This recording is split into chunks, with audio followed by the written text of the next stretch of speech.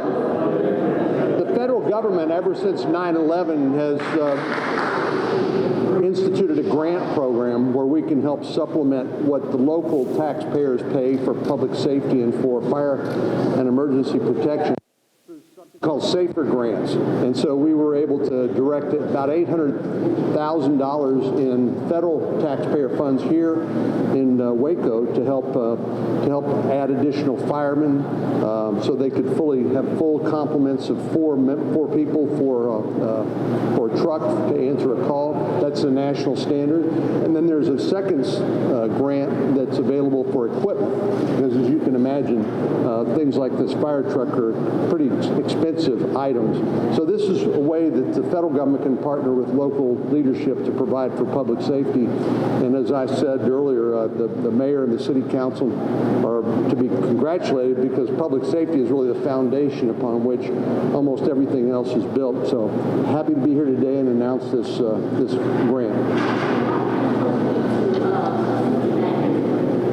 Pardon me? Well, we know, Texas is a fast-growing place, and people are coming here every day because we provide a great opportunity for people to find work and provide for their family and pursue their dreams. But when you start thinking about what are the things that people look at when they decide to move to Texas, part of it is public safety and the quality of life. And that also is what encourages investment and job creation. So this is one element of, I would say, a total picture of a better quality of life that people look to when they make decisions to move to places like Waco. So that's one reason it's so important. Are you impressed by the Waco Fire Department, just their men and staff who work here, and everything you're doing? You got the ISO 1 rating, which is pretty significant. What's your take on the Waco Fire Department? Well, it sounds to me like they are the standard for the rest of the country, and I congratulate them for that. I know it takes a lot of hard work to meet that national standard, but one of the things I'm particularly happy about with this grant is they're going to be able to staff these fire trucks with an adequate number, the national standard number of personnel, to be able to safely and efficiently respond to alarms. But I think it's also significant that this is not just about fighting fires. This is about answering all sorts of emergencies, because each of these firefighters is also trained as an emergency medical technician. So they're going to be able to save lives as well as fight fires. Anything else? Yes, Senator. Yes, sir. Yes, sir. With the election of 2020, is Texas in play? Are you concerned with the Senate race outside of Democratic voters that be announced? Well, what we've seen over the years is not only a huge increase in people moving to Texas, our population is really growing very fast, about 1,000 people a day. We've seen a surge in people coming to the polls and voting. And from, for example, 2014, when I last ran, there were 4.7 million voters.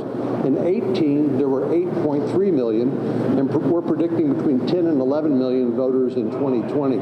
So some of this is frankly just complacency, I have to say, that where Republicans have always assumed that we're going to win these statewide races, but as we saw in the Cruz O'Rourke race, that was separated by only 200,000 votes.